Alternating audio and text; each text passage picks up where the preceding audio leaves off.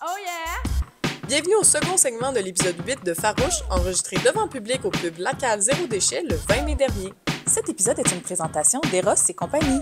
Bonne écoute!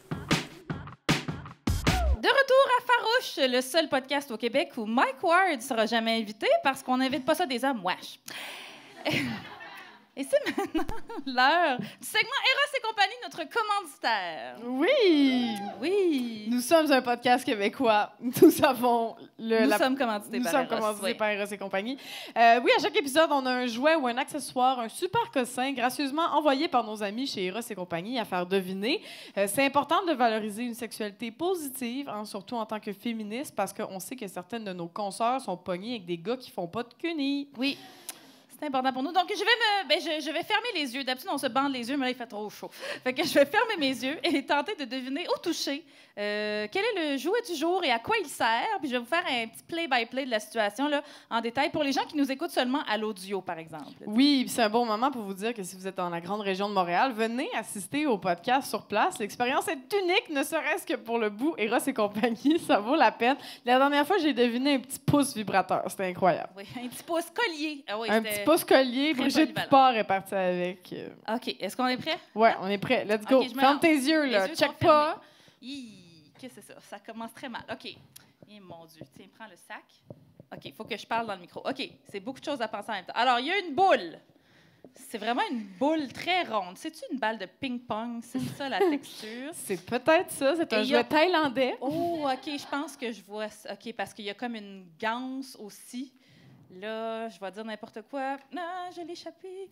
Attends, je vais ouvrir le sac. Je vais ouvrir la petite pochette.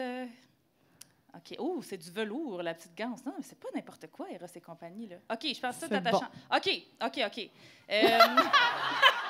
Il y a eu des « Oh my God » dans la foule. C'est super rassurant. Alors, je pense que tu t'attaches ça d'en face. Le terme scientifique. Et que la boule va dans ta bouche. Je pense que ça s'appelle un gag ball. C'est ça, un gag, non? Oui. Quelqu'un peut confirmer? Oui! On applaudit Emna qui a réussi. Ouh, c'est sexy! Alors, c'est le bâillon qui est un jouet de Eros et compagnie et sexe oral. Donc, bâillon, ce n'est pas un jouet pour la CAQ. Attention. Donc, c'est un bâillon, mais qui est pour les gens qui commencent le BDSM. Il y a des trous pour respirer. Ah, ben oui, il y a des trous. Moi, j'adore ça. C'est comme, tiens, c'est pour les gens qui commencent. Ça peut aussi être une balle de hockey cosum, si je me trompe pas. OK, pas le public. Okay, non, c'est pas. Sinon, il paraît que c'est confortable pour la respiration. Il est simple à utiliser, ajustable, parfait pour les débutants du BDSM. Donc, si c'est des bébés BDSM. Oui, j'ai voulu dire ça. Je trouvais que ça sonnait un peu bizarre. Ah oui, je m'excuse à tous les bébés qui nous écoutent. Mais écoutez, si vous commencez le BDSM, le bâillon de sexe oral et Eros et compagnie est pour vous. Et on vous rappelle que si vous voulez acheter des petits jouets coquins, vous pouvez utiliser notre code promo Farouche15. Oui, Farouche15, puis je vais faire le petit bout de ASMR de l'épisode. OK. C'est juste que ça s'attache avec un velcro. C'est très pratique. OK. Tu veux-tu l'essayer? Absolument pas. Absolument pas. Mes parents écoutent le podcast. C'est déjà très gênant. Allô, maman? Est-ce que... Alors, on a aussi un gel nettoyant d'habitude dans les... Non, oui, mais il n'est pas là parce que je pense que c'est une petite boule de plastique que tu peux savonner puis que ça va faire la job. Oui, j'ai mis ça. J'ai mis mes mains là-dessus. C'est pas grave. Mais est-ce que quelqu'un la veut? Oui, nos invités, Coralie, non? OK, c'est un peu Je pense qu'on va poser cette question-là après le podcast. Oui, après le podcast. Oui, voilà, mais ce n'est pas parce qu'on juge, c'est parce que c'est peut-être le jardin secret, c'est notre jardin secret de certaines personnes. Tout à fait. Mais je trouve ça drôle qu'il y ait des trous pour respirer. Oui, c'est vraiment le modèle balle de hockey cosum, là, vous checkerez. mais ça veut dire qu'il y en a que tu peux pas respirer. Oui, mais en même temps, tu as le reste de ta bouche. En même temps... T'as le nez... Moi, j'ai le nez congestionné souvent, fait que ça me prend ça. Ouais, pendant les allergies. Ah, ça, c'est le bâillon parfait quand vous avez les allergies.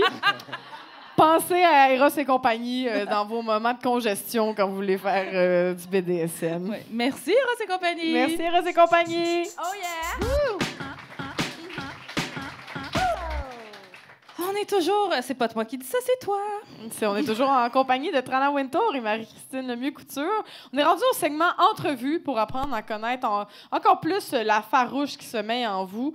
Ça va être des questions pour toutes les deux, dans le fond, parce qu'on veut savoir qu'est-ce qui anime votre féminisme en ce moment, ces temps-ci. On est en train de mettre la caméra en même temps. On a vraiment besoin que vous achetez à Patreon. Oui, à Patreon. Acheter des gag balls. Et acheter des gag balls avec Farouche 15 afin de nous aider à avoir une équipe la prochaine fois.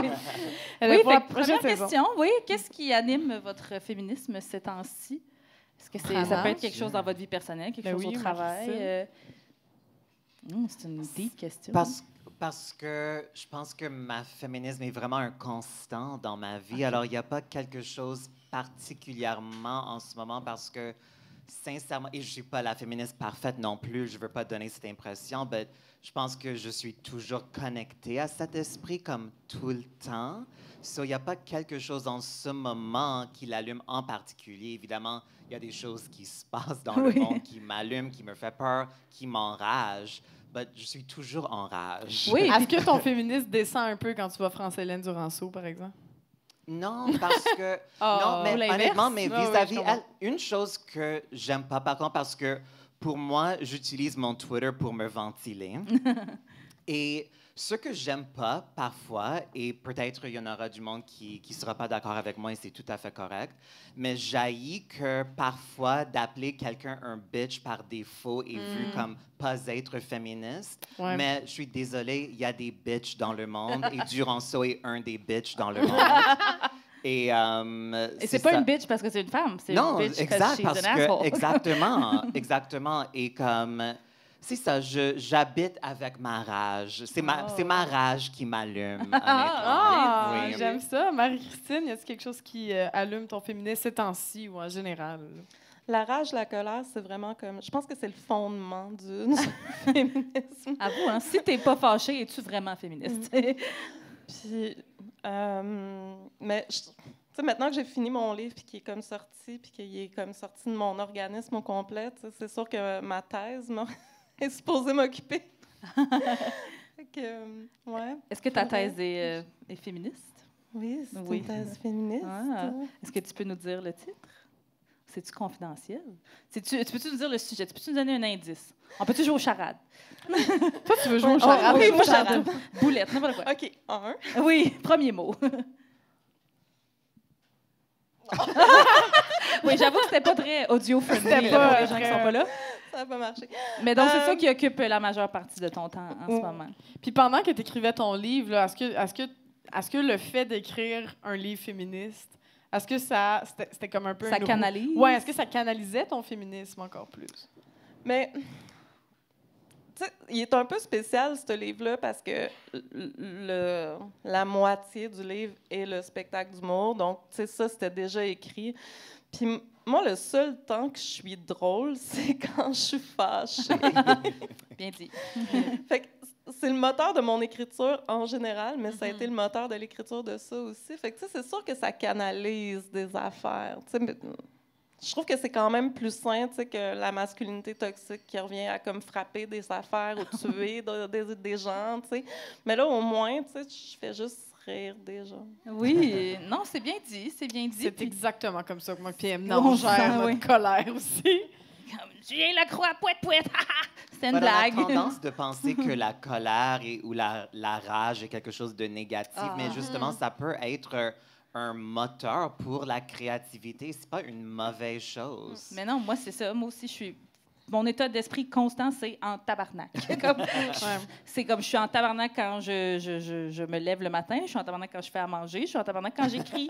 Non, mais dans le sens, je suis pas en tabarnak de faire à manger, mais juste écouter les nouvelles 2 secondes, vous allez être en crise. Là, comme c'est pas très compliqué, mais oui, c'est un moteur incroyable. Oui, puis je trouve ça drôle parce que on dirait que les femmes, en général, les personnes nées femmes, ont pas le droit d'être fâchées souvent. C'est vu comme t'es frustrée, tu devrais pas être fâchée, tu devrais mieux dire. Nous, le nombre de fois là, qu'on s'est fait dire sur scène, mais tu sais, t'as l'air fâchée sur scène, c'est peut-être pour ça que c'est moins drôle. Puis t'es comme, oui, hein, c'est vrai qu'être fâchée, ça marche pas. François Bellefeuille, sa carrière, c'est de la merde. C'est comme... Mais t'en parles dans ce livre-là, justement, Marie-Christine, tu dis à un moment donné, moi, je suis pas rabat-joie. Moi, c'est fuck la joie. Ah ouais, fuck la joie. Oui, fuck la joie. Mais ça, à quoi je m'attaque, ce sont les joies patriarcales. Ouais. Tu sais, fait que c'est comme, oui, fuck ta joie. Tu sais, comment ça se fait que tu tires de la joie de la culture du viol? Tu sais, c'est ça qui est comme... Qui me sidère dans tu sais, l'espèce d'humour dominant qui veut rester... Tu sais, qui veut pas s'améliorer, qui veut pas comme prendre le temps de prendre du recul puis de réfléchir à ce qu'il est en train de dire, tu sais. C'est terrible, ce dont tu tires de la joie, tu sais, c'est comme... Puis, c'est terrible de quoi on tire de la joie en général, tu sais, je veux dire, si tu es en contact avec le monde en ce moment, puis que comme tu sais, comme t'es vraiment heureux, il n'y en a pas de problème, t'en vois pas de problème, genre t'es un fucking psychopathe. Oui, là, c'est je sais ça. pas, il se passe de quoi. T'es en position de privilège et t'es un psychopathe. Oui, tout à fait. Je suis vraiment d'accord. Oui, l'année passée, quand il y a eu une canicule encore plus tôt en mai, là, je sais pas si vous en rappelez, il y avait comme une canicule, hein, genre le 7 mai. Puis là, je voyais des artistes que je suivais, que je ne suis plus sur les réseaux sociaux du Québec, qui étaient comme « Je suis sur mon bateau en mai, c'est fucked up, c'est nice! » Puis j'étais comme « Ah, non! » Tu sais, je comprenais pas comment tu pouvais être comme autant content d'être sur ton bateau à 35 degrés un 6 mai. Pour moi, c'est comme ça fait pas de sens être heureux comme ça. Là. Tu regardes les nouvelles, tu regardes ce qui se passe à Gaza, puis tu es content. Ouais. Comme, C'était devenu viral. Là? Il y avait eu le Met Gala, là, cette espèce de gala-là qui coûte quoi, 75 000 de billets d'entrée. Ouais. Puis, bon, il y a tout un tapis rouge, puis c'est tout le temps l'affaire la plus courue. Puis on veut voir de quel excentrisme ont fait preuve les multimillionnaires. Puis pendant ce temps-là, tu vois, ils ont encore bombardé Rafah. Puis t'es comme, voyons, dans quelle dystopie on vit? Le niveau de disassociation qui est requis pour vivre dans le monde en ce moment, c'est fou. Ouais. Et j'ai pas encore trouvé cet équilibre parce qu'il faut quand même qu'on continue à vivre nos vies malgré. Puis on est des humoristes. Et on est des humoristes en plus, mais de ne pas tomber dans l'ignorance Ben, c'est ça. ou d'être aveugle. On peut pas faire ça non plus. Alors, c'est difficile en ce moment. Puis, tu sais, on dit on est fâché tout le temps. Tu sais, évidemment on l'exprime pas tout le temps. C'est juste une colère qui nous habite parce que on est woke, on est réveillé sur ce qui se passe dans le monde. Mais je comprends que c'est pas tout le monde qui a le même niveau de frustration à l'intérieur de lui, mais en même temps, je me dis tout le temps, if you're not angry, you're not paying attention. Mais c'est ça, exact. Mais je pense qu'il y a une façon quand même de vivre avec son rage. Mais pour moi, par exemple, comme je suis pessimiste, comme sincèrement je le suis, mais ça m'empêche pas quand même d'avoir la joie dans ma vie. Oui, comme c'est je suis ça. capable d'être réaliste et de voir ce qui se passe et de quand même retrouver des petits moments de joie dans ma vie à moi aussi. C'est ça, l'équilibre, comme tu dis, ouais. Mais je revendique la colère pour tout le monde. Tu sais, Ouais. si tu n'as pas le niveau d'être rendu à comprendre la situation à Gaza, tu as quand même le niveau de comprendre que le brocoli à l'épicerie est vraiment trop cher. Oui, tout à fait. Soyez fâchés, tout le monde, c'est ça qu'on dit. Mais puis la colère aussi, tu sais, comme pour les femmes qui est pas assez...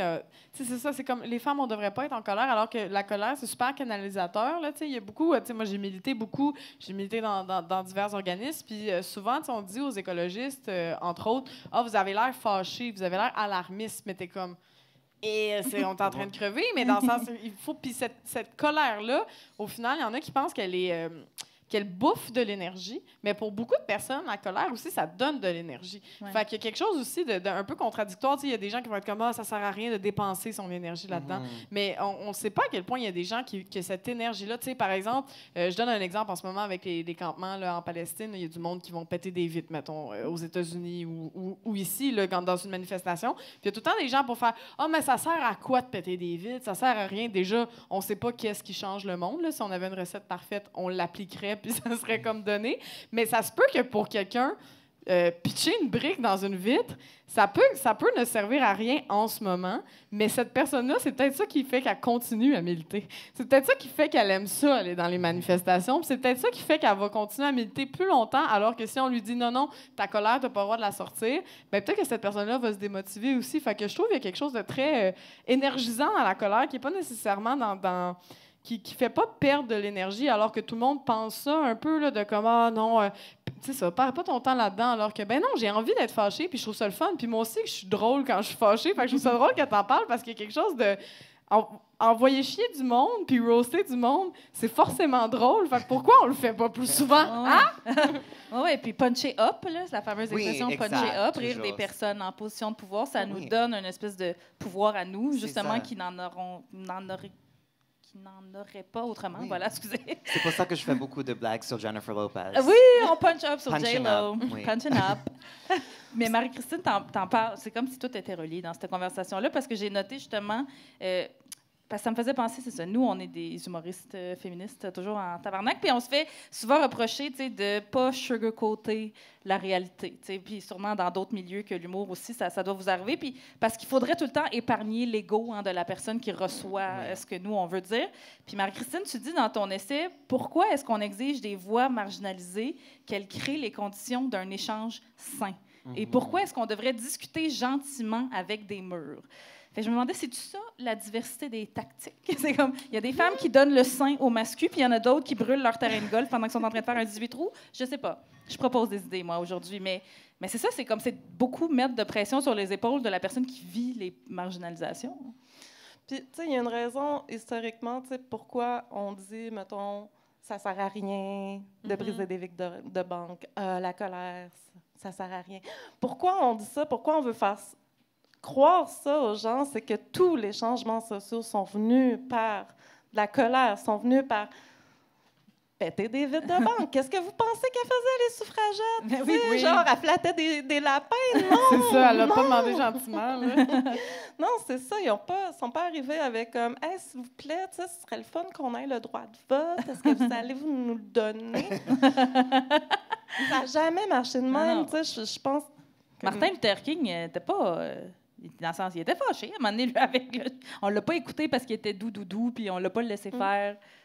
C'est ça, c'est que les gens oublient l'histoire. Ben, Martin Luther King était quand même doux, mais il y a eu Malcolm X, il y a eu les Black Panthers qui pétaient des vitres de banque, il y a eu les suffragettes qui posaient des bombes. Là. En fait, on oublie... Moi, ça me fait toujours rire quand le monde sont comme « Non, mais le féminisme avant, c'était mieux. » Ah oui, quand ils mettaient des bombes? OK! Non, moi, je suis down. C'est ça, fait que c'est toujours drôle quand on fait comme si ça n'avait jamais été un moteur de changement, dans le fond, là, la colère. Là. Exactement. Puis, tu sais, comme... si tu as l'énergie, toi, de créer les conditions saines d'un débat avec quelqu'un qui te dit que tu n'as pas le droit d'exister parce que ton identité n'existe pas, genre...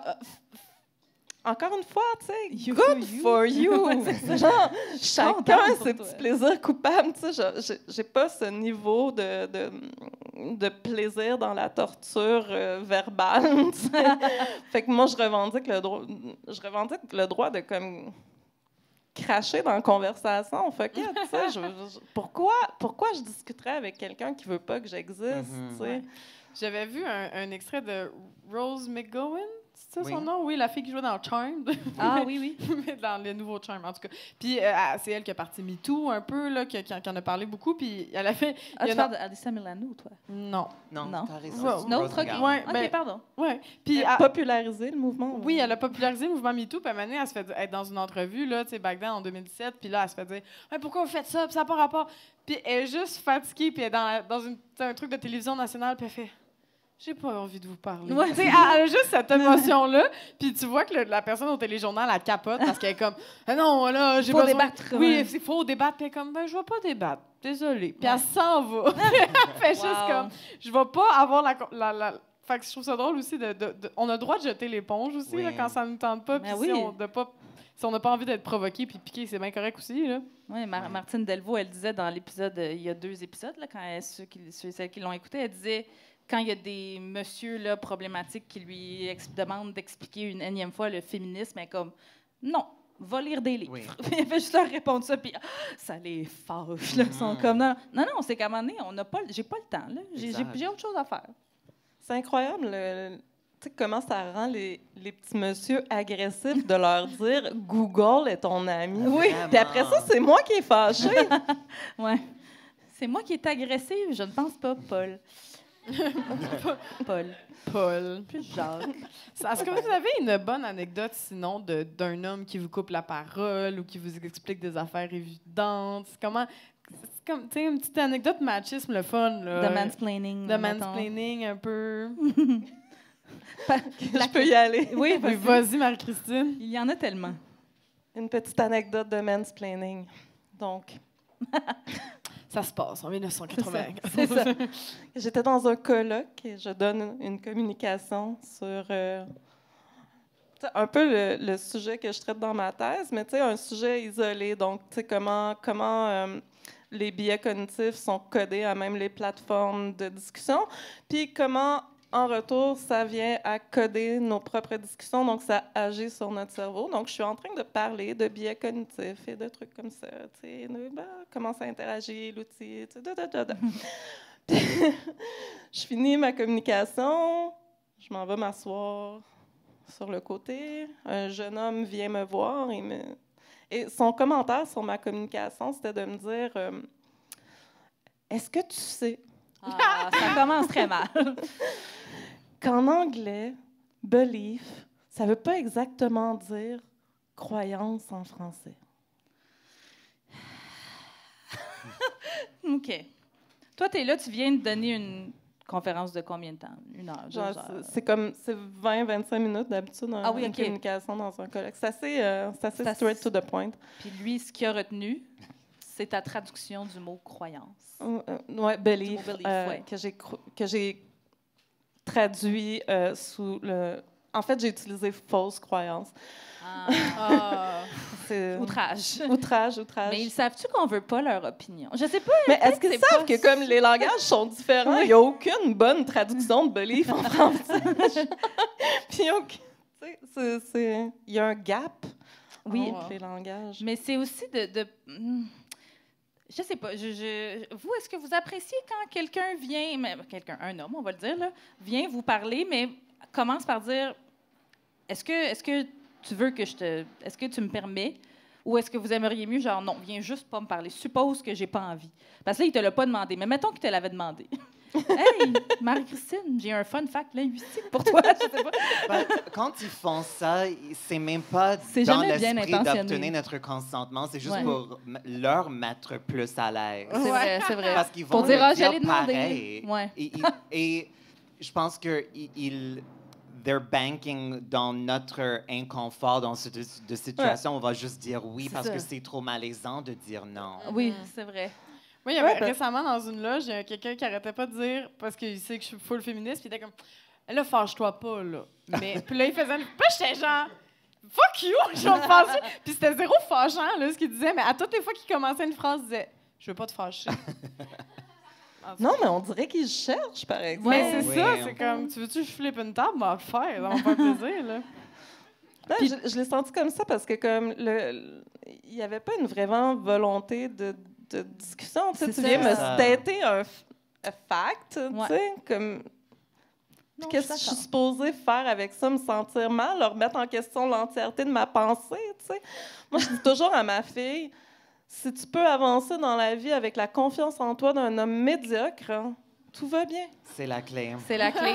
C'est la clé. What would a mediocre white man do? Je me le répète à tous les jours. C'est la clé. Surtout quand vient le temps de, mettons, tu sais, moi, j'ai pas de gérante, j'ai pas d'agente, fait que je dois gérer mes contrats, mes carrières, mes paramètres de spectacle et de contrat. Puis ça, c'est challengeant quand tu es une femme et que tu n'as pas d'aide de ce côté-là. Puis, pour vrai, je me le dis vraiment souvent, si j'étais un homme blanc, pas tant drôle, combien d'argent je demanderais. Puis comme je fais tout le temps, je demande tout le temps plus que ce que moi, comment je pense. Parce que sinon, je ferais jamais une scène. Puis ça marche. Comme les gens disent oui. Puis Trana, toi, une anecdote un peu machiste? Il n'y en a pas qui vient vraiment en tête. C'est plus général pour moi, évidemment. Au début de ma carrière, quand j'ai commencé en humour, il y en avait juste, évidemment, des gars qui voulaient me dire comme... You know, ils ont tellement une idée d'humour qui est tellement démodée. Mais pour eux, ils ont vraiment une idée il y a du vrai humour et de l'humour qui n'est pas vrai, which doesn't make any sense. But sincèrement et heureusement, en général, les hommes hétéro-cisgenres ont peur de moi. Yes! Goals! So, c'est rare qu'ils m'approchent maintenant. T'es comme même, t'es farouche! Elle est Oui, farouche! exact. So, je suis très contente. Et quand je suis dans des green rooms où c'est juste moi et des hommes, je dégage pas un esprit d'ouverture. Comme mon body language est clair, don't you come near me. Like, c'est assez évident. So, sincèrement, c'est quelque chose que je vis beaucoup moins dans les dernières années. Et quand ça m'arrive, on dirait que je l'entends même plus. So, j'ai pas vraiment de souvenirs. Et je dis ça sincèrement. Oui. Comme... Mais c'est merveilleux, c'est l'objectif, je pense, C'est ultime ça, de toutes les femmes, c'est de ça. plus jamais se faire approcher. But,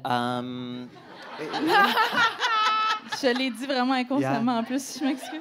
j'essaie d'en penser d'une bonne, mais encore une fois, c'est très général de mansplaining que j'ai vécu dans ma vie. Moi, Oui, vas-y, excuse. Ben, je sais pas si vous l'avez vécu en couple, là, mais moi, ce qui m'arrive souvent comme mansplaining, c'est pas le mansplaining à moi, mais c'est que le gars parle à mon chum comme si c'était mon chum qui allait s'occuper de ça. Oh. Puis je suis comme... Pour vrai, c'est moi la personne manuelle en maison. C'est moi qui joue avec l'électricité, tu sais. Fait que quand quelqu'un parle à mon chum en faisant « Fait toi, tu vas gérer ça », je suis genre « Allô? » Genre, moi, ça... Fait que je sais pas si vous relatez à ça, que des fois, c'est pas nécessairement un mansplaining à vous autres, mais c'est... On a parlé plus à votre chum. Non. Moi, je fais plus ça d'être des gars. Ça règle le problème. Ça règle le problème. Puis habiter avec un gars, c'est jamais arrivé dans ma vie. Là. Comment tu fais? Je l'ai dressé. Il marche direct à cette heure. Ben oui, ça, c'est une question qu'on pose à nos invités aussi. C'est nos invités qui, malheureusement, sont attirés par les hommes, dont c'est notre cas, malheureusement. Mais c'est comment être féministe puis dater des hommes? Well, moi, j'étais célibataire pendant plus que 10 ans. Honnêtement, j'ai eu une relation sérieuse cette dernière année qui s'est terminée maintenant, and it's fine. But j'ai été célibataire pendant très, très, très longtemps. Puis tu penses que c'est comme... C'est pas nécessairement relié à ça. C'était pas conscient dans le sens que être avec un homme est incompatible avec ma féminisme, je pense pas du tout. Et mon ex, honnêtement, il vivait une sorte de queer awakening lui-même, mais il faisait ses propres recherches. Et on a eu vraiment des belles discussions. Il a fait ses devoirs. C'était pas sur moi de lui éduquer ou de lui faire apprendre. Ça c'était vraiment, vraiment nice. Et c'est juste ces types de gars que je veux dater pour le futur, honnêtement. C'est ça. C'est sûr, idéalement, la personne elle serait tout le temps avec moi, main dans la main, dans toutes les manifs, puis brûlerait mes brassières avec moi. Mais, tu sais, c'est comme on demande vraiment à la base. Là, comme on demande juste que la personne s'informe puis que toute la charge mentale soit pas sur nos épaules. Ben oui, puis Marie-Christine t'a dit, toi, tu dates plus ça des hommes. C'est politique un peu? Ou c'est intérêt général? Non, je pense que j'ai plus d'intérêt, en fait. Comme... ça résume très bien. J'ai des turn-off patriarcales, comme maintenant. Tu sais, comme... Puis, parce que once you see it, you can never unsee it. À un moment donné, ça t'habite tellement que ça met tes standards très élevés envers la personne que tu vas dater. En plus, si ça se trouve être un homme, t'es comme, mon chum, il va falloir que tu rames en esti, là, comme... Ouais. Puis je pense que j'ai plus l'énergie non plus de faire le fameux compromis patriarcal. On dirait que même avec des gars super allumés, il y a comme toujours quelque des petites choses qui ressortent. Qu'est-ce que tu veux dire comme compromis patriarcal? Mais c'est comme si pour être dans un couple, ça vient pas de moi là, le concept. Là, j'oublie le nom de la penseur qui l'a sorti. Tu l'as? Non, je peux le googler. T'avais l'air de l'avoir sur le bout de la langue. Oui, comme, vas-y. Non, j'avais hâte que tu m'en parles. Mais en fait, c'est l'idée que comme si tu es en couple avec un gars, il y a des compromis qu'il va falloir que tu fasses sur tes valeurs féministes dans certains cas. Puis j'ai le goût d'être radical au point de faire comme de toute façon, je suis pansexuelle, fait que genre, je m'en crisse. J'ai tout un pool. T'es tellement chanceuse. C'est la chercheuse. C'est mon rêve. C'est ton rêve, hein? C'est la chercheuse féministe Dennis Candiotti qui a proposé la notion de compromis patriarcal. patriarchal bargain. Ouh. Mais oui, je comprends cette idée parce que même moi, dans mes relations dans le passé, comme je pense aussi pour une femme trans, il y a une autre dimension aussi parce qu'on... Je ne sais pas même comment l'expliquer, mais il y a une sorte de pression ou attente qu'on soit la femme parfaite. Les femmes cisgenres ont la même chose aussi, mais parfois, comme pour les femmes trans, c'est un peu comme être reconnu dépend sur notre capacité de performer cette féminité parfaite. Oui. So, souvent, quand je suis avec des gars cisgenres hétéros, je ressens cette pression et comme je m'impose une certaine performance. Et ça faisait que mes relations ne ressentaient jamais authentiques parce que j'étais jamais 100% moi. Ouais. Et je pense que justement, peu importe l'homme, il y a toujours un certain compromis qui se fait. Malgré nous. Complètement. Moi, j'ai demandé à... Mon chum a vraiment comme switché là, récemment, puis ça paraît, puis c'est vraiment le fun. Puis j'ai demandé, j'étais comme, pourquoi tu parles pas de ça à tes amis de gars? Pourquoi tu t'es pas confronté, mais tu sais, comme tu leur demandes comment ça... Il dit, qu'est-ce que tu veux, je leur demande, Coralie, pourquoi t'es un man child? Comme, mais oui! Oui! J'étais genre... Oui, tabarnak, tu sais, comme, tu leur demandes-tu à tes amis s'ils font la vaisselle, tu sais, j'étais comme, puis t'es genre, mais c'est vraiment difficile parce qu'on se parle même pas de nos émotions, fait que rendu de parler de charge mentale avec tes chums de gars, Chris, t'es loin du compte, là. Oui, mais honnêtement, comme, quand j'ai mes périodes où je sors en date, où je suis à la rencontre des nouveaux gars, comme, je leur demande tout le temps, comme, vous parlez de quoi avec tes amis de gars?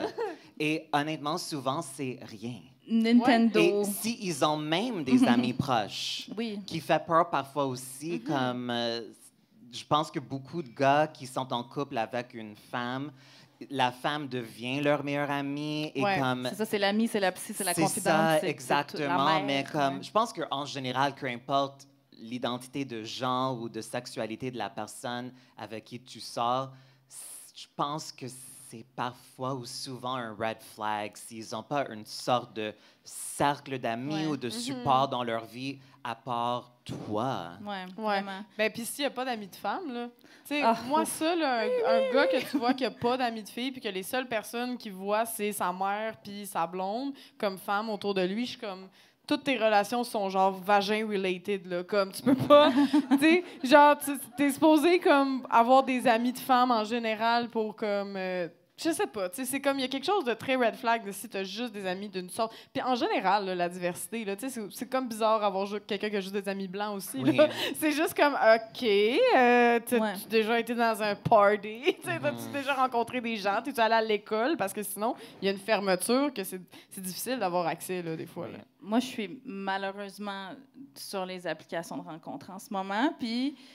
On va se faire un câlin, mais il fait trop chaud. Oui, c'est ça, mais ça, en tout cas, bref.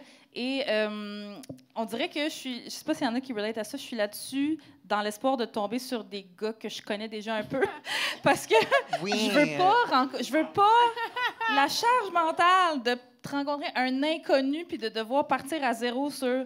C'est pas naturel. Honnêtement, c'est pas naturel. C'est pas fun. Et je pense que pour le monde comme nous, où je parlerais pour moi-même, comme j'ai un horaire qui est assez chargé, je suis introvertie, alors j'ai besoin du temps seul pour me recharger. Je veux passer du temps avec mes proches. Alors, quand j'ai des moments ou du temps précieux, d'aller sur un date avec quelqu'un avec qui j'ai jamais eu une conversation encore, c'est comme trop risqué. C'est trop risqué et mon temps est trop précieux. Exact. Mais je pense que, et je commence à avoir ces conversations avec des amis, comme, je pense qu'il faut qu'on revienne un peu en arrière. Il faut que les amis fassent des setups. Il faut que tes amis t'introduisent à du monde. J'ai même parlé avec des amis, on va organiser éventuellement quand on sera capable de le faire, mais comme un petit house party avec juste du monde célibataire. Et comme, pas de pression du tout, mais juste comme tout le monde invite quelqu'un qui connaît, qui est célibataire, qui est cool. C'est ça, et comme qu'on si ça a la vient chance de mon juste ami. d'avoir des connexions un peu plus authentique et organique. C'est ça, puis si c'est quelqu'un qui t'est proposé par quelqu'un en qui tu as déjà confiance, Exact. Ben, c'est déjà un step. Moi, ça me terrifie. Je te dis, moi, je swipe avec vraiment aucun intérêt. Ah, c'est plate de jouer avec elle sur oui. Tinder. Non, ils ont essayé Elle de veut jouer pas, à elle ma veut pas fête. dire oui à personne. J'haïs tout le monde. On est comme, ah ouais. Ce que je suggère également, si c'est pas... Parce que je sais que ça peut être malaisant et tout le monde a peur du téléphone maintenant, mais honnêtement, une conversation téléphonique ou sinon, au moins... quelques échanges de voice notes. Oui. Parce que Ça en dit entendre la longtemps. voix de quelqu'un, Ouais. moi, je pense en tout cas, te donne une idée de la personne qui est beaucoup plus claire C'est que vrai. juste une image C'est ou des vrai. textes. Oui, c'est vrai. Tu peux tellement apprendre sur une personne de la façon qu'il parle. C'est vraiment ça. So, déjà, de faire ça, ça te fait un screening process et que Un petit tri. si t'aimes pas la voix ou comme don't go on a date. Ouais. Mais, tu sais, moi, j'ai comme eu Quelle des... bonne idée. Oui. Excusez. Mais moi, j'ai eu des Choquée. réflexions, tu sais, quand on parlait des charges mentales, puis ça, mettons, quand c'est des hommes blancs là, qui me popent, c'est sur la photo, il y a des amis pas blancs. Yes! Tu sais, c'est horrible de réfléchir. Dans le sens, c'est comme, j'aurais peut-être pas la charge mentale de, tu sais, lui apprendre l'antiracisme. C'est comme, c'est pas. En tout cas, j'ai pas daté 1000 hommes dans ma vie, mais j'ai daté des bons garçons. Puis même les bons garçons, ils ont des billets, puis ils ont des trucs, puis c'est assez épuisant. Puis c'est Et pour nous ça que... aussi, Oui. honnêtement. Non, correct. Non. Like, Mais nous, on travaille là-dessus tous les jours, pas oui, eux. c'est vrai. Bon point, bon point. C'est tout ce que je dirais là-dessus. J'adore ça. Sinon, on... Petit rapid fire? Oui, un petit rapid fire. On a des questions. Une réponse rapide. Hein, OK. idéalement, c'est ça. Mais si ça part une conversation, c'est chill aussi. OK. Là. Mais là, c'est féministe, mais là, on va plus politique. C'est qui votre méchant préféré entre Trump et Pierre Poilievre? I guess Pierre. I don't know. Marie-Christine? C'est dur. Ah oui, hein? OK, C'est meilleur vraiment meilleur méchant de film, genre. T'sais, pas comme s'il Oh, était... méchant, mais dans ce cas-là, Un Donald personnage. Trump, parce que Ouais. Pierre a Aucun charisme. aucun... C'est pas que Donald Trump a du charisme, mais il est quand même au moins une personnalité. et Pierre est juste un mur. Oui, So, Donald Trump, on peut faire genre, tu sais, des péripéties, comme C'est un ça. élément déclencheur. un dans petit sa- background. Un petit background. background. Ouais. Marie-Christine? Je suis assez d'accord. Ouais, Pierre. C'est sûr que Pierre. Moi, maintenant, je l'appelle... Parce que c'est pas Poilievre, c'est Poilievre. Puis oui. moi, Oh my j'ai God, tout le temps de la are you misère à le dire. Puis maintenant, moi puis mon chum, on a dit qu'on allait l'appeler Pierre-Paul de Push. Perfect. Fait que je vous l'annonce maintenant, c'est Pierre-Paul de Push. OK. Oui, petit fuck, marry, kill. Oh. OK. Ben là, faut que tu reviennes dans l'hétérosexualité un petit peu avec nous. Fuck, marry, kill, François Legault, Éric Duhaime puis Pierre Fitzgibbon. Kill. Non, c'est vrai. Non, il faut choisir. Peux-tu répéter les choix? François Legault, OK. Éric Duhaime puis Pierre Fitzgibbon. Pierre Fitzgibbon, je lui connais pas vraiment. I don't really know who that Mettons, is. c'est quoi ces highlights là, pour quelqu'un qui le connaît pas? OK. Je reconnais le Pierre nom. Fitzgibbon, c'est lui qui a la baboune. C'est notre chef de l'économie. Il fait tout le temps une baboune. OK. Puis il est vraiment direct. C'est lui qui fait de la chasse aux faisans, si jamais OK. t'aimes la chasse. Let's kill him. Avec son propre fusil de chasse. Et, oh God, je peux Mary Kill, Éric Mary Duhaime. fuck. Mary, Eric Ah oui. et Fuck François. Oh. I guess I don't know. I mean, Il n'y avait pas de bonne réponse vous à nous ça. mettez Chris. dans une situation impossible de cauchemar Oui, tout à qui fait. imagine comme c'est horrible ce que vous faites à nous en Je ce suis moment. vraiment désolée. On est désolé. OK? Like, on apprécie. on essaye. Dans quelle situation ça arrive? À Farouche pour faire des jokes. Oui, un petit cocktail. Mettons, OK, t'es dans un petit cocktail, l'alcool est gratuit. Puis là, il y a les trois messieurs qui s'approchent. Puis là, ils te séduisent. OK, mais qui est le plus riche des trois? Pierre Fitzgibbon. I'm marrying him. Je change d'idée. OK. I'm marrying him. Fuck Eric, kill François. OK, c'est bon. bon. C'est bon, c'est bon. Marie-Christine. Moi, je sais, ça arrive pas dans un cocktail. Là, Non, ça. hein, non. Ben, les Ça cocktails arrive, de la c'est comme- CAQ, il y en a en tabarnouche. là. Mettons, lequel serait le meilleur homme à marier? Moi, je pense que Le c'est plus Pierre. riche. Oui, le Ouais. plus riche. Non, c'est un Avoir bon des point. ressources. Mais là, il faudrait faire network. Là. J'avoue que je sais pas entre Pierre Fitzgibbon. Mais François- ma Pierre réponse, Fitz, il c'est est riche. marier le Le plus plus riche. riche. Mais Ça, c'est Frankie, le il doit seul- être pas pire, Frankie. Frankie, il est riche. Mais Pierre Fitz, il est riche, là. Non, mais c'est vrai, là, lui, il est allé faire de la politique, mais il était PDG de plein d'affaires qui payaient des millions. Là. OK. Pourquoi tu penses qu'il va à la chasse aux faisans? Quel pauvre à la chasse aux faisans?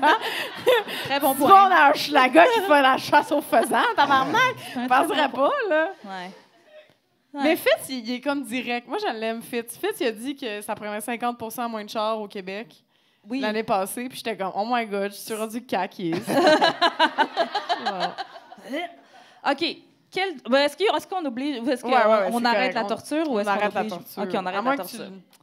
Non, on Non, arrête on la arrête torture. la Non, je suis pas torture. capable d'admettre ça. Non, C'est correct, on n'est pas l'armée américaine ici, on fait pas ça, la torture. OK, la douleur la plus insupportable, l'épilation ou les talons hauts? L'épilation. Ah, l'épilation, Ouais. Ouais, les talons hauts, à un moment donné, on trouve la twist. Moi, j'ai pas vraiment, érotiné mais- pour ça. T'as pas les vis rotures avec. pour ça. On vit avec, Oui. ouais. On trouve la bonne chaussure orthopédique. Non, ça n'existe pas. Non, ça honnêtement. Comme pour les talents, c'est juste inconfortable. Ouais. Point. Mais l'épilation, ça, c'est... Moi, ça Mais vient c'est me plus chercher court. dans mon âme. Non, non. Moi, je prends les talons hauts, j'en porte à tous les jours si tu me dis que je m'épile plus jamais de ma vie. Je pourrais me dire ça, d'ailleurs, vous me dites. Emna, arrête de t'épiler, c'est réglé, oui. Je déconstruis au fur et à mesure, là, vous le C'est voyez. pour ça que j'haïs l'été, honnêtement. Oui, hein? Ah. Mais moi, à chaque fois que je vais voir mon esthéticienne, je suis un peu plus misandre. Je suis Ok. un peu plus fuck le patriarcat. OK. À chaque bande de cire, je suis comme tabarnak de standard de qualité. Oui. Mais moi, je suis très poilue. Je viens de la Méditerranée. Donc, oui, ça vient du poil. Mais tu vois, si on joue à Mary, Fuck, Kill, Ouais. les talons hauts, l'épilation, puis Oui. quelque chose d'autre, Ouais. ça, je suis d'accord de jouer. Hein? OK. OK, l'épilation, les talons hauts, qu'est-ce qui fait mal? Hey, je trouve pas. Avoir ses règles, je sais pas. Non, c'est pas Avoir une inclusif, ça. petite crise d'étiquette mais tu sais, une étiquette qui gratte là, dans ton chandail constamment. Genre une étiquette comme que tu t'enlèves pas. Là. Comme Éric Duhem, là, comme tout le temps là. Il est dans l'ombre en train de t'attendre avec sa petite main. Bon. Mary, les talons hauts. Parce que OK. comme ça va. Oui. Je suis capable de dealer avec. Kill l'épilation all the way. Puis fuck l'étiquette. Fuck l'étiquette. On Fuck revient- les étiquettes! Fuck OK. les étiquettes. On revient à On est rendu. fuck Éric Duhem. OK, dans- sinon, un petit ça ou ça, te faire appeler ma petite cocotte par tous les messieurs de ta vie pour toute ta vie, le reste de tes jours, ou toujours avoir une bobette pognée dans le crack. Mais comme constamment, tu peux pas dépogner ta bobette Ouais. dans le crack. Être appelée cocotte. Ouais. Ouais, je Ah, vais prendre rappeler cocotte. Ouais. La bobette dans la craque, on n'aime pas ça. Ouais. OK. Un autre ça ou ça. T'es obligé de rire aux jokes poches de toutes les mononcles pour le restant de tes jours ou tu perds ta capacité à faire une belle ligne d'eyeliner. C'est Je fini. perds la ligne d'eyeliner. Ouais. Absolument. ouais? Oui, de toute façon, je préfère les smokey eyes. Oh, OK. So, Moi, je l'ai- préfère un smudge. Moi, je tiens beaucoup à ma ligne d'eyeliner. Mais... Moi aussi, c'est moi qui ai écrit la question. Moi, je l'ai jamais eu, cette capacité-là. Ah, fait que je fait suis que prête à c'est la réglé. perdre. Je pense que ça va faire un double négatif. Puis tout d'un Oui. coup, je vais l'avoir. C'est ça. J'adore. Ben, merci pour Merci. cette réflexion encore une fois. Ouh. Ah oui, on peut arrêter de... Ah, j'ai fait ça. Ah, tu l'as fait, merveilleux. C'est le temps de faire nos suggestions farouches. Trana et Marie-Christine, avez-vous des recommandations culturelles ou vous voudriez plugger vos projets à vous autres? Oui, c'est là? quoi les Allez-y, projets culturels que là. vous voudriez Mais plugger? pour moi, c'est les deux. C'est le plug, mais également parce que c'est un projet qui m'allume beaucoup en ce moment. C'est mon nouveau podcast, Les Divas. Oui. Et j'en suis sincèrement fière. C'est pas juste un plug pour faire un plug, mais j'avais vraiment l'intention de créer une série limitée. À la base, je suis à la rencontre des grandes icônes québécoises féminines. Alors, ma première saison, c'est Mitsu, Marie-Mé, Patsy Galland dans le 30 mai. C'est un enregistrement public aussi. Je voulais vraiment que chaque épisode soit vraiment quelque chose de spécial. Comme vous le savez, j'adore la culture pop. Alors, jusqu'à date, on a fait les premiers 4. Il nous reste notre dernier avec Patsy. C'est parmi les soirées de ma vie les plus préférées. So, ça, c'est comme... Allez le voir. Celui avec Mitsu est en ligne sur toutes les plateformes, YouTube, Spotify, etc. Et oui, même les extraits qu'on voit passer, c'est gold. Là, je suis vraiment, vraiment fière. Comme je vous dirais pas d'aller le voir ou venir à l'enregistrement si c'était pas bon. I would never waste your time. Et à part ça, je l'ai pas encore vu, mais j'ai très hâte à la nouvelle saison de Hacks. Oui. La saison 3. J'ai entendu que c'est magnifique. C'est juste que je me suis désabonnée de Crave parce que c'est trop cher. Mais j'ai très hâte de le voir. Oui, est-ce que pour les gens qui connaissent pas la série Hacks, c'est comme on voit toute la relation entre une humoriste d'un certain âge qui roule sa bosse depuis longtemps, qui est un peu une vieille madame chiante, diva, et qui engage une jeune humoriste. Ça pourrait être une jeune de la relève comme nous. Puis la relation, puis elle est super woke. Oui, non, c'est vraiment... Même pas juste la dernière saison, mais si vous avez jamais regardé le show, c'est vraiment incroyable. Oui, une belle relation entre deux générations. Oui, exact. J'adore. C'est tellement intelligent et drôle en même temps. Il y a une profondeur émotionnelle aussi. C'est un show parfait. Nice. Marie-Christine? Ça a l'air d'un livre. Non, mais c'est ça. Je ne sais pas si vous le savez, mais j'ai sorti un livre récemment. Oui, il y en a. Il y en a quelques-uns. Là, peut-être que vous êtes enfargés dans un livre à l'entrée. Ça existe, cette affaire-là. Oui, ça... Paraît. Oui. C'est-tu quelque chose que... Parce que tu en as publié d'autres aussi, là? C'est pas ton premier livre?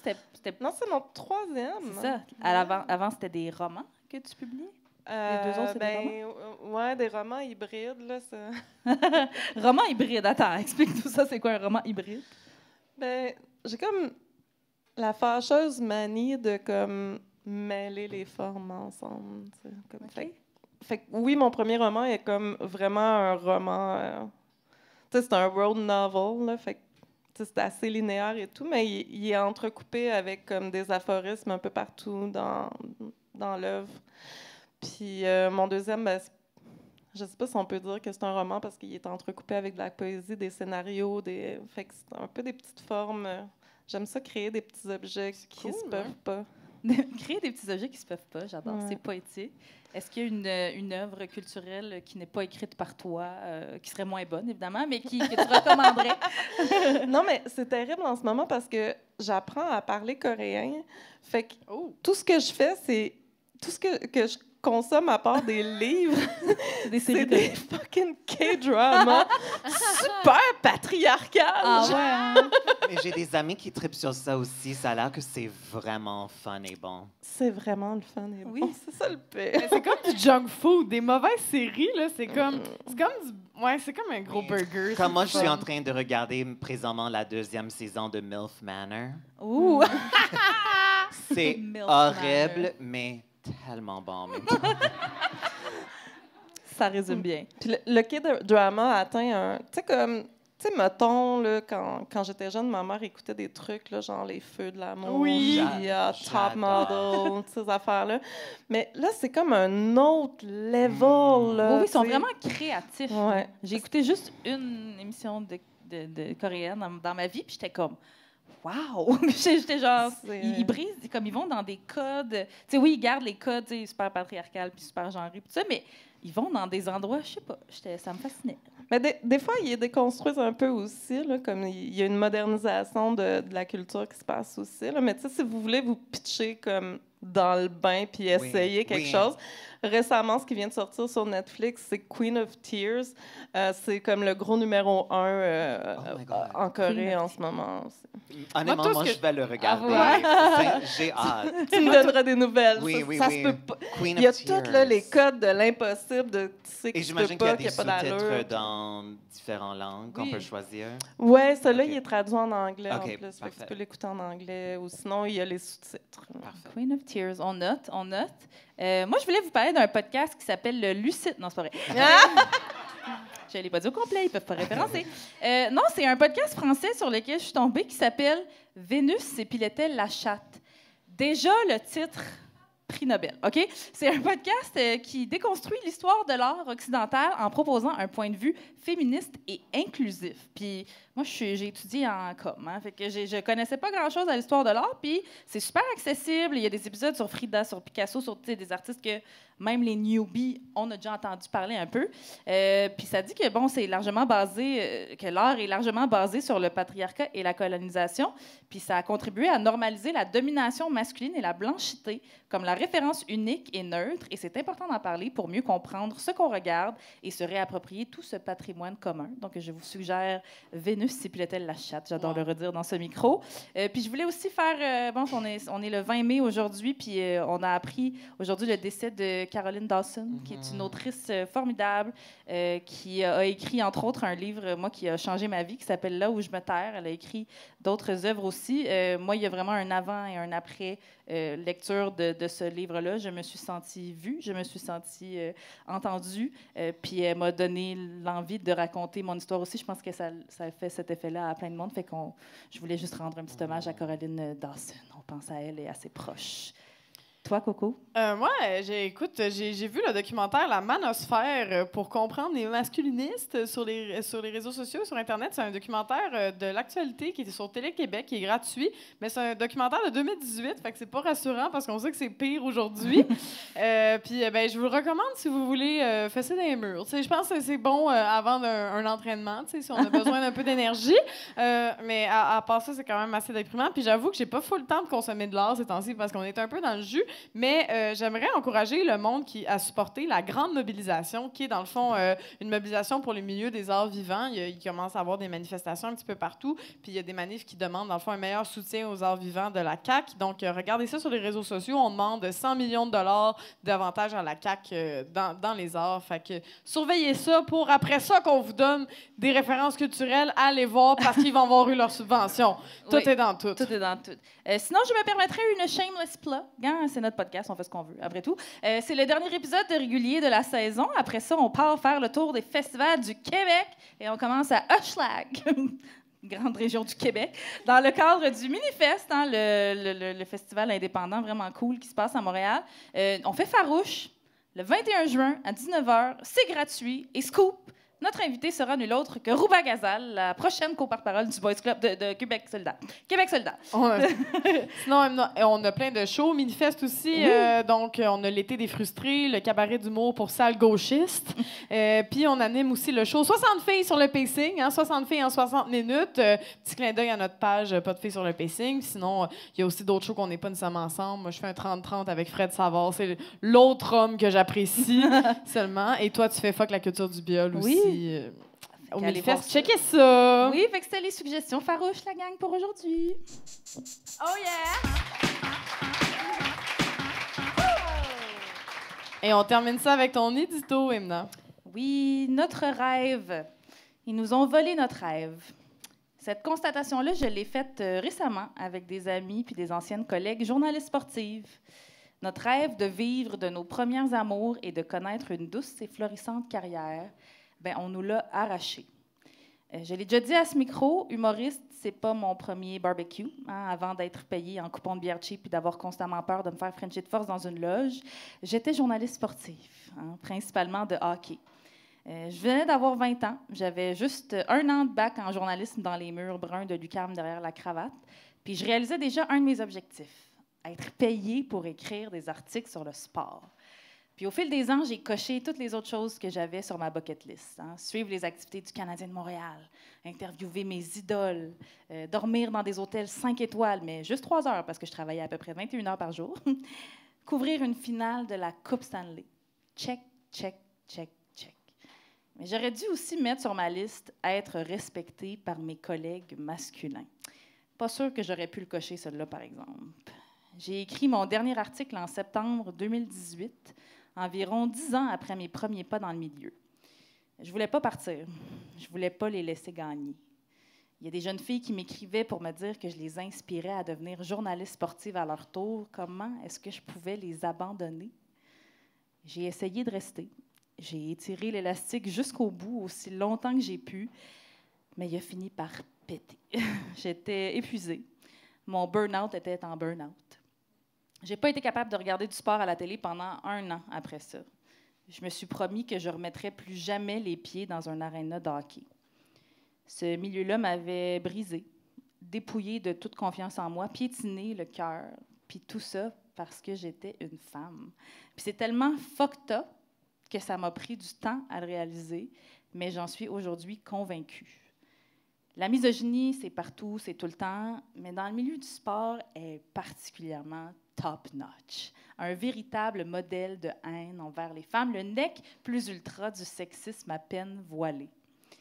Quitter le monde du hockey, c'était faire le deuil de ma vie que je croyais toute tracée.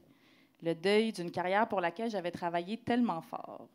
Je me suis promis de ne plus jamais remettre les pieds au Centre Bell ou à la Place Bell, 2 lieux où j'ai été moquée, dénigrée, où chacun de mes faits et gestes était scruté à la loupe, comme pour y trouver la moindre faille et justifier cette pensée archaïque selon laquelle les femmes n'ont pas leur place là. Trop maquillée, pas assez bien habillée, trop décolletée, pas assez souriante, trop émotive, pas assez rationnelle, trop rigide, pas assez professionnelle avec les joueurs, trop elle-même, pas assez comme le patriarcat a dicté comment elle devrait être. Je me suis promis de ne plus jamais remettre les pieds dans un aréna de hockey jusqu'à ce que la LPHF, la Ligue professionnelle de hockey féminin, débarque en ville il y a quelques mois. Des femmes sur la glace, des femmes derrière le banc, des femmes dans les gradins, des femmes libres partout. J'ai dérogé à ma promesse. Puis pour la première fois de ma vie, dans un aréna de hockey, et malgré une carrière de 10 ans dans le sport, je me suis sentie libre. Je me suis rappelé pourquoi la Emna de 13 ans était tombée amoureuse du hockey si rapidement et organiquement. C'est le sentiment d'appartenance, c'est la communauté, c'est le ralliement derrière une cause commune. Puis quand j'ai remis les pieds au Centre Bell en avril, j'ai pleuré, beaucoup. En fait, toutes les femmes que je connais qui étaient au match ont aussi pleuré. Toutes ces femmes exceptionnelles que le sport a mises sur mon chemin au fil des ans, unies par les larmes de joie de voir nos sœurs être enfin acclamées à leur juste valeur. C'était grand, c'était beau. C'est pour ça que j'étais devenue journaliste sportive à la base, pour raconter ces histoires grandioses, pour amplifier les voix qui sont tues, pour faire avancer des causes en leur offrant ma tribune. La toxicité du milieu m'a arraché le cœur, m'a détruite. J'ai pris des années à me reconstruire. Sauf que je me demande quand même aujourd'hui ce qui serait arrivé si, par je ne sais trop quelle intervention divine, mais j'avais su qu'une ligue professionnelle de hockey féminin débarquerait dans ma ville quelques années plus tard. Peut-être que la nouvelle m'aurait insufflé assez d'espoir pour que je reste. Peut-être pas.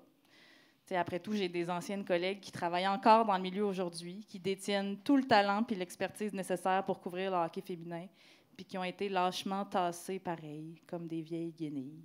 So I guess we'll never know. Mais l'important, c'est que grâce aux femmes de la Ligue professionnelle de hockey féminin, j'ai réussi à faire ce que je n'étais pas parvenue à accomplir en 3 ans de thérapie. Je me suis réconciliée avec le hockey. Fait qu'ils nous ont peut-être volé notre rêve, mais ils ne réussiront jamais à nous enlever notre sororité. Merci. Oh yeah! Merci, Emma. C'est ce qui conclut ce merveilleux épisode de Farouche. Avez-vous eu du fun? Avant de vous laisser partir, on avait quelques remerciements à faire, n'est-ce pas? Merci à toute la gang du pub La Cale pour le bel accueil tout au long de la saison. C'est notre dernière. Merci à Ariane à la photo. Merci à Elisa qui nous a donné un coup de main à la porte et à la console. Merci à Véronique Bilodeau pour l'arrangement de notre jingle. Oui, merci à vous, cher public, de vous être déplacés. Applaudissez-vous. Merci.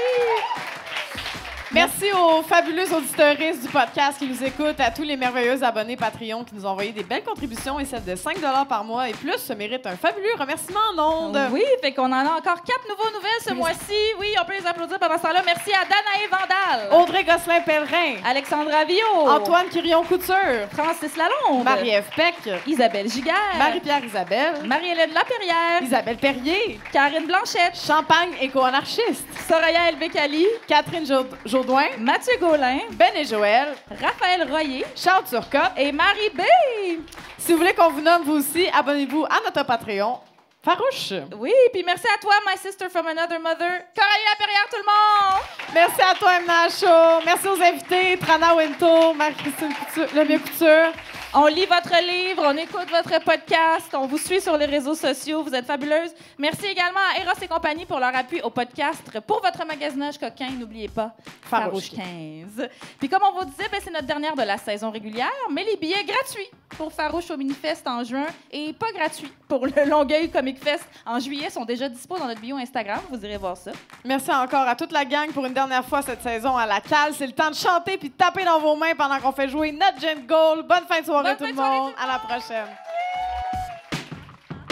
Merci d'avoir écouté le second segment de l'épisode 8. C'était la dernière édition de notre saison régulière. N'hésitez pas à suivre notre page Instagram Farouche_podcast et à rejoindre notre groupe VIP Farouche le podcast sur Facebook pour connaître nos prochaines dates estivales dans le cadre de la saison des festivals. En terminant, merci à Eros et compagnie de contribuer au rayonnement du podcast. N'oubliez pas d'utiliser notre code promo Farouche15 pour votre magasinage coquin. À la prochaine les Farouches!